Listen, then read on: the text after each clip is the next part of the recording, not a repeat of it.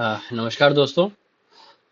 बाजार का काम है हमें सरप्राइज करना और हमारा काम है उस चीज को अडॉप्ट करना और उसके अकॉर्डिंगली प्लान बनाना। जैसे हम मोस्टली लोग क्रिकेट को देखते हैं और हम उसमें एक चीज नोट करते हैं कि जब भी जब भी हम कोई प्रैक्टिस करते हैं या प्रैक्टिस के बाद किसी फेयर मैच में खेलने के लिए जाते हैं, तो हमें पहले पिच को देखना होता है कि बाजार में पिच किस हिसाब से चल रही है। क्योंकि अगर पिच स्लो है, जैसे कल के ट्रेडिंग के प्लान के अकॉर्डिंग हमारा व्यू ये था कि बाजार ऊपर की साइड तोड़ेगा या एक साइडवेज रहेगा। तो हम खेल तैयारी करके गए थे कि पिच जो है वो स्लो है। और जब आप प्ले ग्राउंड पे पहुंचे तो आपने देखा वो ऑस्ट्रेलिया की पर्थ की पिच की तरह है, जहां पे बॉल टप्पा पड़ के आपके ऊपर से बाउंस की तरह निकल रही है। तो हमें हमेशा बाजार की परिस्थिति के अकॉर्डिंग अपने आप को चेंज करना है, क्योंकि आप बाजार को चेंज नहीं कर सकते, आपको बाजार के अनुसार चेंज होना पड़ेगा। जैसे मॉर्निंग में मैंने दो तीन चीजें क्लियर करी कि बाजार में कुछ नेगेटिविटी आई है। नेगेटिविटी क्या थी? सबसे पहले नेगेटिविटी थी आपका यूएस का 10 ईयर का बॉन्ड यील्ड चार्ट। ये देखो आप, ये वीकली चार्ट है 10 ईयर बॉन्ड यील्ड का, यूएस 10 ईयर। यहाँ पे रिजेक्शन आई थी 2024, ये आगे 2025, अभी चल रहा है 2026 जुलाई। आप हर बार नोट करोगे कि यहाँ से बाजार में प्राइस में रिजेक्शन आ रहा था, इस बारी हम इसके ऊपर जा रहे हैं। तो पहला नेगेटिव पॉइंट ये होगा कि जब यूएस 10 ईयर बॉन्ड यील्ड 6.42 पे चल रही है, दैट मीन्स कि जो लिक्विडिटी क्रंच आएगा वो सारी मार्केट्स के ऊपर पड़ेगा। क्यों? क्योंकि जब आसानी से पैसा, आपको एक ब्याज दर, आपको रेट ऑफ इंटरेस्ट जो है यहाँ पे आराम से 4.5% मिल रहा है 10 ईयर बॉन्ड यील्ड पे, जो कि एक आसान पैसा है। तो आप उस मार्केट में पैसा क्यों लगाओगे जो कि एक रिस्की मार्केट है? समझ रहे हो? पहला कारण था ये। दूसरा कारण था आज हमारे बाजार में गिरने का कि आपका जो क्रूड ऑयल था, क्रूड ऑयल अप्रोक्सली 94 के आसपास चल रहा है, 94 टू 95, जो कि आपके लिए एक नीजक रिएक्शन है। मतलब आप जब क्लोज हुए थे तो 88 के आसपास क्लोज हुए थे और आज जो ओपन हुए आप 96 के आसपास पहुंचे। ठीक है। दूसरी चीज इसमें, तीसरी चीज क्या आपको नोट करनी है? Bond yield. अगर मैं आपको बॉन्ड यील्ड का चार्ट दिखाऊं यहाँ पे, यूएस डॉलर इंडेक्स आपका 101 के ऊपर निकलना शुरू हो गया है। अब ये देखो 101 के आसपास आ गया है, तो ये भी आपकी करेंसी के लिए नेगेटिव है। आप चीजों को नोट करो कि आपके तीनों फैक्टर जो है वो नेगेटिव हैं। पहला, बॉन्ड यील्ड ऊपर जा रही है, ठीक है, डॉलर इंडेक्स ऊपर जा रहा है। तीसरा, क्रूड ऑयल ऊपर जा रहा है। अब किस बात पे बाजार को कॉग्निसेंस लेना है कि उसको प्राइस उसके अकॉर्डिंगली प्ले करना है? क्यों? क्योंकि मंडे को भी सिचुएशन यही थी, बट क्रूड ऑयल जो था वो बिलो 90 था। ठीक है। अब ये बात बड़ी जरूरी है हमें अपने ट्रेडिंग प्लान में इंक्लूड करना या इनिशिएट करना कि आपकी करेंसी क्या चल रही है। जब जब ये तीनों चीजें ऊपर की तरफ जाएंगी, मतलब अगर आपका बॉन्ड यील्ड ऊपर की तरफ जाएगी, डॉलर इंडेक्स ऊपर की तरफ जाएगा, तो आपका जो आईएनआर है वो डेप्रिशिएट होगा, जो कि आप अब 96 के शायद आसपास आप ट्रेड कर रहे हो, जो कि एक नेगेटिव 96 टू 95 के आसपास ट्रेड कर रहे हो, जो कि एक वैसे ही नेगेटिव पॉइंट है आपके लिए। 96 पॉइंट, ये रहा 96.50 पे आप ट्रेड कर रहे हो, तो हर तरीके से आपके लिए नेगेटिव हो जाता है। आरबीआई ने कुछ कोशिश करी इसको होल्ड करने की, डॉलर इनहेंस करने की बाजार में, बट उससे भी बाजार को स्ट्रेंथ नहीं मिल पाई। चौथा कारण आज का अगर आप नोट करना चाहो, जो कि ट्रंप ने दोबारा बोला कि हम यहाँ पे फार्मा पे 100% टैरिफ कर देंगे या 200% टैरिफ कर देंगे। तो बाजार बेसिकली टैरिफ की वजह से नहीं गिरा, बाजार गिरा है जो आपका क्रूड ऑयल में स्पाइक आया है। ठीक है। दूसरा बाजार जो गिरा है वो इस वजह से गिरा है कि अगर बॉन्ड यील्ड ऊपर जाएगी तो रेट ऑफ इंटरेस्ट जो है, जो फेडरल हो सकता है घटाए या कांस्टेंट रखे, उसको रेट बढ़ाने पड़ जाएंगे। अगर रेट बढ़ेंगे तो आपके जितने भी रेट सेंसिटिव स्टॉक्स हैं या जितने भी बैंक हैं, जितने भी एनबीएफसीज हैं, वो प्रेशर में रहेंगे। क्यों? क्योंकि अगर आप सरकारी बैंकों में देखो, ठीक है, सरकारी बैंकों के रिजल्ट उम्मीद से अच्छे आए हैं पीएसयू बैंक्स के, बट अगर पीएसयू बैंक ऊपर भी जाएंगे तो उसका वेटेज नहीं है बाजार में, स्पेशली बैंक निफ्टी में। तो बैंक निफ्टी में जो वेटेज है वो सरकारी बैंकों का ही, प्राइवेट बैंकों का ही है। तो अगर बैंक निफ्टी ऊपर नहीं जाएगा, देखो, अगर बैंक निफ्टी ऊपर नहीं जाएगा, ठीक है, रिलायंस आपका साइडवेज हो गया है, बचा आपका आईटी। आईटी में आप देखो कि कल नैस्डैक में काफी अच्छी रैली आपने देखी होगी। कल के दिन में जो नैस्डैक में रैली मिली आपको, उसमें क्या था, जो कि आपके चिप शेयर हैं, ये सेमीकंडक्टर के शेयर हैं, उनमें एक पुल बैक देखने को मिला। तो जब वहां पे दोबारा से एआई इंफ्रास्ट्रक्चर में तेजी देखने को मिलेगी, ये शेयर पुल बैक करेंगे वहां से, तो ऑटोमेटिकली आपके आईटी के शेयर गिरने लग जाते हैं, क्योंकि आप बेसिकली सॉफ्टवेयर वाला सारे काम करते हो। और यहाँ पे जो एआई का इंफ्रास्ट्रक्चर बिल्ड हो रहा है वो हार्डवेयर पे हो रहा है, और बाकी आपका चिप पावर और आपका सेमीकंडक्टर वाली चीजों पे हो रहा है। तो ये सारी चीजें आपके सारे पॉइंट्स जो आपके पिलर हैं बाजार के, कौन कौन से पिलर हैं? एक आपका बैंक हो गया, मतलब फाइनेंशियल डाउन था जस्ट बिकॉज ऑफ, क्योंकि आपकी आईएनआर वीक हो रहा है। आईएनआर वीक हो रहा है मतलब क्रूड ऑयल ऊपर जा रहा है, ठीक है। दूसरा था आपका रिलायंस साइडवेज है। तीसरा आपका आईटी का इनवर्स ट्रेड हुआ, आज रिवर्स ट्रेड आपको देखने का मिला। तो अगर नैस्डैक ऊपर गया तो आप नैस्डैक ऊपर गया तो आईटी आपका डाउन साइड पे चलना शुरू हो गया। तो आपके पास तीनों पिलर जो थे वो डाउन साइड पे थे, प्लस आप जो आज ओपन हुए आप रेंज और वैल्यू के नीचे खुले। कैसे, उस पर एक बार बात करते हैं। चार्ट लगा लेते हैं निफ्टी का, ये निफ्टी का चार्ट देखते हैं। अब आप ये देखो आज हमने क्या किया। मैंने मॉर्निंग से पहले ही आपको इनिशिएट किया था कि यहाँ पे बाजार में मोमेंटम डाउन साइड पे देखने को मिल सकता है। मैंने यहाँ पे पोस्ट भी किया था ये कि मैंने निफ्टी की ये 148 पे पुट ली है, ठीक है, 140 और 180 के आसपास में इससे एग्जिट हो गया था, मतलब 15 से 20 मिनट में ट्रेड खत्म। अब देखो ट्रेड किस वजह से ये लिया, और मैंने यहाँ पे आपको दूसरा भी बताया कि पॉली कैप क्या इंडस्ट्री, मतलब वाई स्टॉक पे नजर बनाए रखे। अगर आप पुल बैक के लिए खेल रहे होते तब भी मैंने ये मेंशन किया कि पुल बैक के लिए मत खेलना, क्योंकि बाजार में जो मार्केट ब्रेथ थी 12 बैंकों में से, जो आपके बैंक में से ऑलमोस्ट 12 बैंक जो थे वो नेगेटिव थे।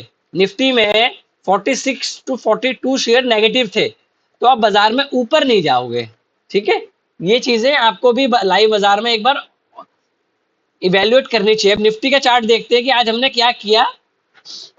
हमारा प्लान था कि बाजार अगर इस रेंज से ऊपर खुलेगा तो हम बाइंग की इनिशिएट करेंगे इस रेंज से ऊपर, बट बाजार यहाँ खुला ही नहीं। बाजार कहाँ खुला? जो आपकी 2 दिन की रेंज थी, ये रेड लाइन, आप इसके नीचे खुलते हो, ठीक है।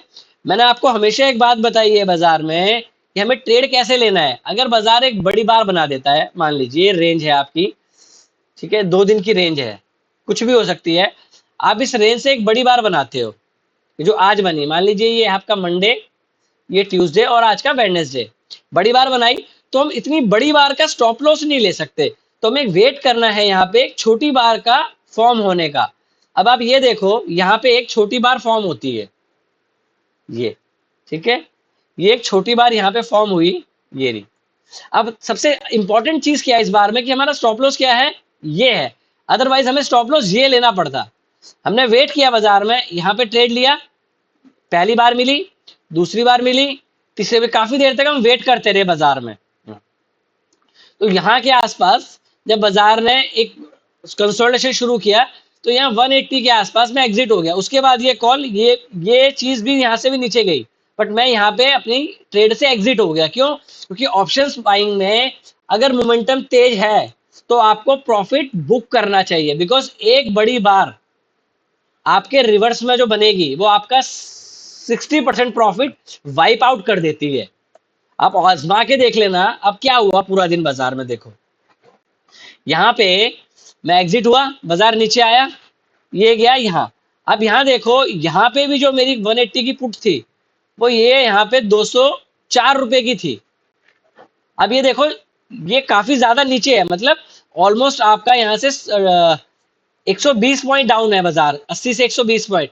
पर कॉल में पुट में खाली 20 रुपए बढ़े हैं।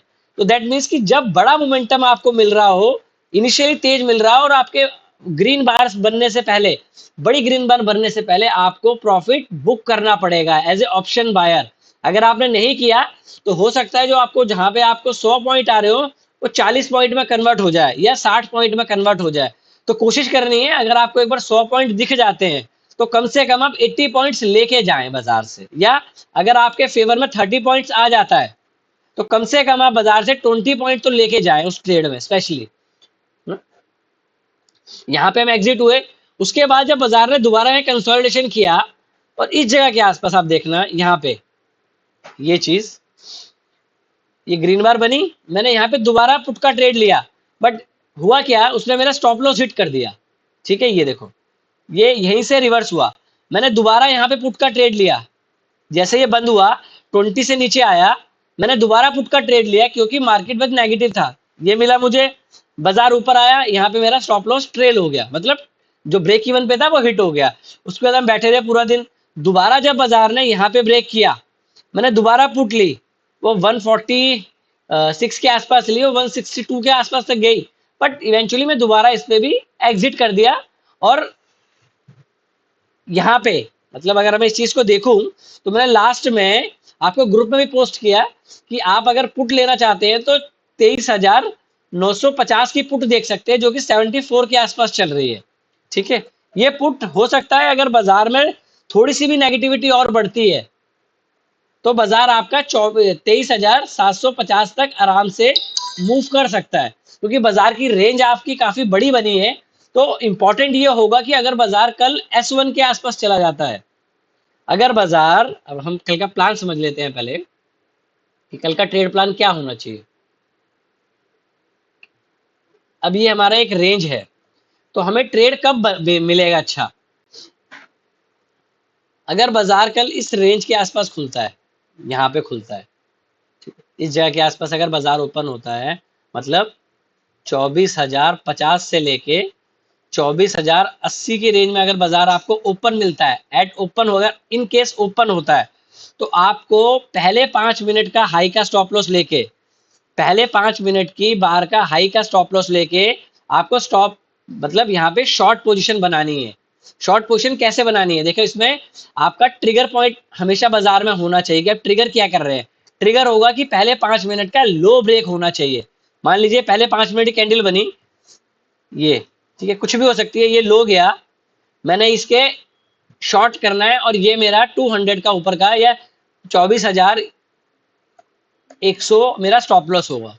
ठीक है, 50 पॉइंट का स्टॉप लॉस होगा और डाउन साइड में आपको आज का लो मिल सकता है, मतलब आपको जो टारगेट है वो यहाँ तक आराम से मिल सकता है। तो आप यहाँ से देखेंगे तो इनिशियल 90 टू 100 पॉइंट को आपको फर्स्ट 5 टू 15 मिनट्स में मिल जाएंगे यहाँ पे। अब ये हो गया।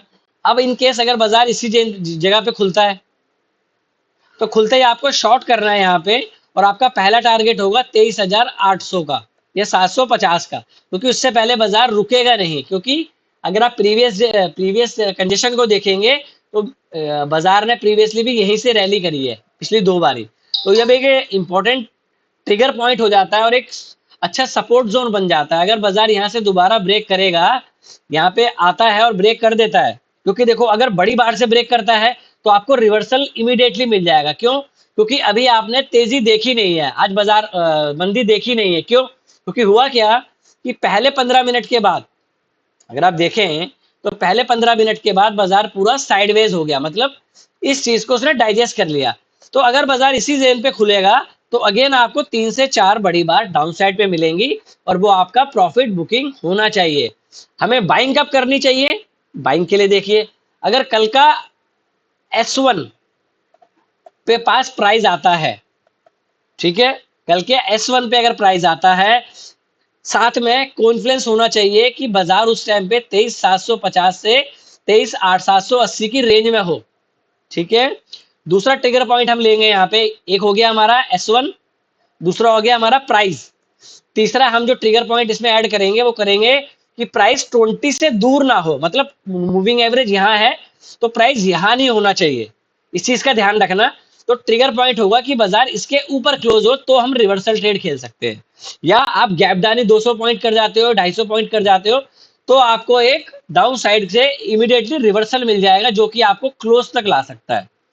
मैंने अपने हिसाब से आपको बेसिक चीजें क्लियर कर दी हैं कि बाजार का काम है आपको सरप्राइज करना, पर हमारा काम है उसको अडेप्ट करना और उसके अकॉर्डिंगली ट्रेड करना। क्योंकि अगर हम ये सोचेंगे कि हमारा ट्रेड प्लान बाइंग के साइड पे था, बाजार उसको नहीं फॉलो कर रहा है, तो आपके पास दो ही कंडीशंस बनती हैं, या तो उसको फॉलो करेंगे ट्रेड को, मतलब जो आपका ट्रेडिंग प्लान है उसको फॉलो करेंगे, या गेम से बाहर रहेंगे। ठीक है, या आप बस इतना एक्सपीरियंस हो कि आपने जो मेरी लास्ट वीडियो अगर वो देखी है तो इस चीज को आप मार्क करें, क्योंकि आपका स्टॉप लॉस छोटा हुआ, 3 बार आपके फेवर में मिली, डन फॉर द डे। क्योंकि उसके बाद बाजार ने मोमेंटम नहीं दिया है। तो इनिशियली जो बाजार मोमेंटम देता है वो 9 से लेके 11 बजे के आसपास ही देता है, और 11 बजे से लेके 1 बजे तक बाजार साइडवेज हो जाता है। उसके बाद 1 बजे से लेके 3 बजे तक, 3:30 बजे तक एक मोमेंटम देता है। तो ये विंडो आपको याद रखनी है कि ऑप्शंस बायर को कब टाइम अच्छा मोमेंटम मिलता है, मॉर्निंग में और आफ्टरनून के पास, इवनिंग में। तो ये दो मोमेंटम है, और जब इस तरीके की बड़ी बार बनती है तो ऑफनली उस दिन बाजार जो है लो ऑफ द डे बंद होता है। क्यों? क्योंकि आप एक रेंज से निकले हो, तो जितने पॉइंट की रेंज है 150 पॉइंट की, आपने उतना यहाँ पे दे दिया, बट बाजार ने उसके बाद कंसोलिडेशन किया, दैट इज इंपॉर्टेंट। और मैंने कल आपको बताया भी था कि ऑटो सेक्टर पे आप नजर बनाए रखना, ऑटो सेक्टर में आपको मोमेंटम देखने को मिलेगा। तो आपने देखा होगा आज Bajaj auto, TVS motor, even M&M भी काफी काफी देर तक काफी अपनी पोजीशन को होल्ड कर रहा था, एंड में उसमें भी थोड़ा मोमेंटम डाउन साइड पे देखने को मिला है। तो फिलहाल के लिए इतना ही। अगर वीडियो में कुछ इंटरेस्टिंग लगा हो, कुछ आपको हेल्प हुई हो लर्निंग में, तो वीडियो को लाइक करें और चैनल को सब्सक्राइब करें। Thank you, take care and trade well.